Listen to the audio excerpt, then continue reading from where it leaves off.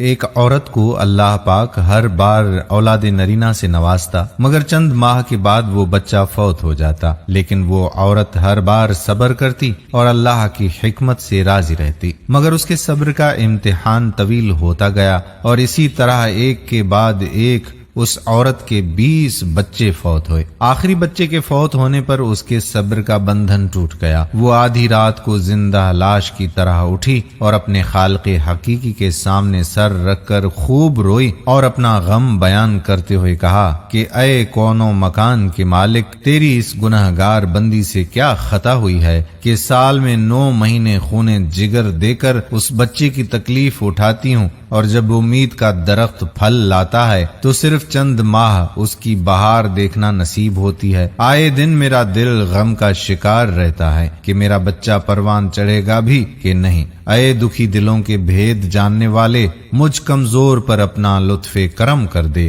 روتے روتے اسے اونگ آ گئی۔ خواب میں ایک شگفتہ پر بہار باغ دیکھا جس میں وہ سیر کر رہی تھی کہ سونے چاندی کی اینٹوں سے بنا ایک محل نظر آیا جس کے اوپر اس عورت کا نام لکھا ہوا تھا۔ باغات اور تجلیات دیکھ کر وہ عورت خوشی سے بے خود ہو گئی۔ محل کے اندر جا کر دیکھا تو اس میں ہر طرح کی نعمتیں موجود تھیں اور اس کے تمام بچے بھی اسی محل میں موجود تھے جو اسے وہاں دیکھ کے خوشی سے اٹھے تھے۔ پھر اس عورت نے ایک غیبی آواز سنی کہ تو نے اپنے بچوں کے مرنے پر جو صبر کیا تھا یہ اس کا اجر ہے۔ خوشی کی اس لہر سے اس کی آنکھ کھل گئی۔ اب وہ خواب سے بیدار تو ہو گئی، اس کا سارا ملال اب جاتا رہا اور اس نے بھیگی ہوئی آنکھوں سے عرض کیا، یا الہ العالمین، اب اگر تو اس سے بھی زیادہ میرا خون بہا دے تو میں راضی ہوں۔ اب اگر تو سینکڑوں سال بھی مجھے اسی طرح رکھے تو مجھے کوئی غم نہیں۔